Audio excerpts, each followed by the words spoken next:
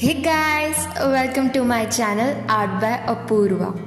Friends, इस साल 1 जुलाई को आषाढ़ी एकादशी है। इस अवसर पर मैं आज के वीडियो में श्री विट्ठल का स्केच बनाने जा रही हूँ और उसी के साथ महाराष्ट्र के दिंडी परंपरा के बारे में आपको जानकारी दूंगी, इसलिए मेरे साथ आखिर तक बने रहिए। तो दोस्तों, विट्ठल, विठोबा या पांडुरंग एक हिंदू देवता है जिनकी पूजा मुख्यतः महाराष्ट्र, गोवा, तेलंगाना, कर्नाटक तथा आंध्र प्रदेश में होती है। उन्हें आमतौर पर भगवान विष्णु या उनके अवतार कृष्ण की अभिव्यक्ति माना जाता है।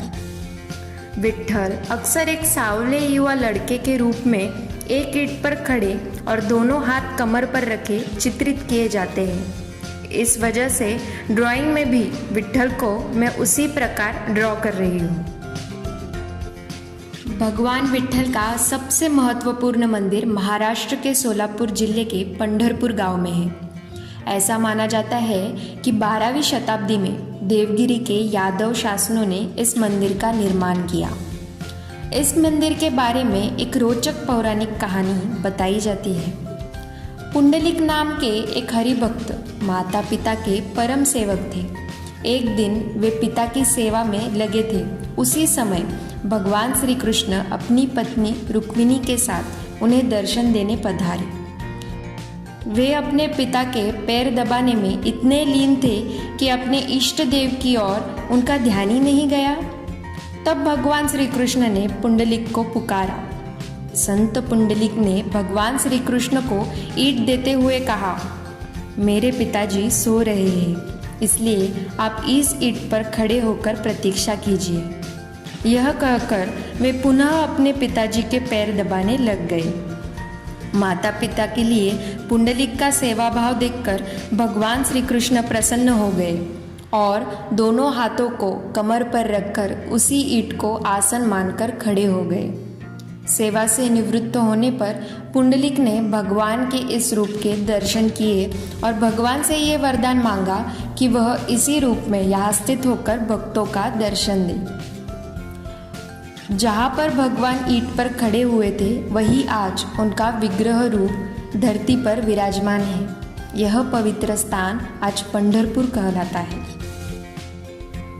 दोस्तों, इतिहास के पन्नों से ये ज्ञात होता है कि 13वीं सेंचुरी से लोग अपने अपने गांव से पैदल चलकर पंढरपुर गांव में विट्ठल के दर्शन के लिए आते हैं।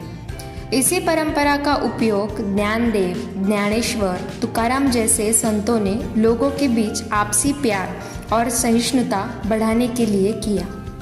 उन्होंने ये परंपरा महाराष्ट्र के हर एक गांव में पहुंचाई।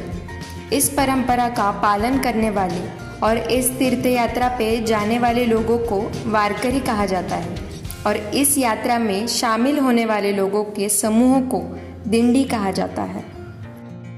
इन संतों के पश्चात भी लोगों ने दिंडी को जीवित रखा। लोग हर साल इन संतों की पालकी लेकर पंढरपुर की यात्रा करने लगे। आज इस परंपरा को लगभग 700 से 800 साल हो रहे हैं, पर अभी भी ये दिंडी उसी हर्षोल्लास से मनाई जाती है। अभी इस तीर्थ यात्रा में मुख्यतः संत ज्ञानेश्वर और संत तुकाराम की पालकियाँ शामिल होती है। हिंदू कैलेंडर के ज्येष्ठ महीने के 7वें दिन इस यात्रा का आरंभ होता है।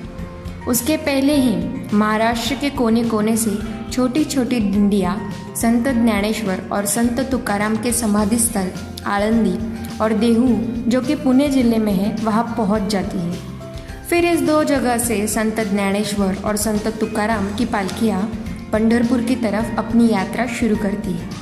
ये पूरी यात्रा लगभग 250 किलोमीटर की है और वारकरी हर रोज़ 18 से 20 किलोमीटर की दूरी तय करते हैं। रास्ते में आने वाले गांव में इन दिंडियों का बड़े स्तर पर स्वागत किया जाता है। स्थानीय लोग वारकरियों के लिए रहने का और खाने का बंदोबस्त करते हैं। इन दिंडियों को पंढरपुर पहुंचने में 12 से 13 दिन लगते हैं और इस यात्रा के दौरान वारकरी गले में तुलसी माला धारण करते हैं और विठोबा के अभंग गाते हुए भगवान विट्ठल का नामस्मरण करते हैं। ये दिंडियाँ आषाढ़ महीने के 11वें दिन पंढरपुर पहुंचते हैं और इसी दिन को आषाढ़ी एकादशी के नाम से जाना जाता है। पंढरपुर पहुंचने पर वारकरी चंद्रभागा नदी में स्नान करते हैं और उसके बाद अपने भगवान विट्ठल पांडुरंग का दर्शन करते हैं। उस दिन सभी वारकरी उपवास भी रखते हैं। उसी दिन के साथ ये यात्रा पूरी होती है और वारकरी लोग अपने घर के लिए निकल पड़ते हैं। इस यात्रा ने महाराष्ट्र में जाति पाति के भेद को कम करने में बहुत महत्वपूर्ण कार्य किया है। दोस्तों, हमारे देश ने भाषा, ज्ञान, आध्यात्मिकता, कला, धर्म के मामले में दुनिया के लिए एक महान विरासत छोड़ दी है।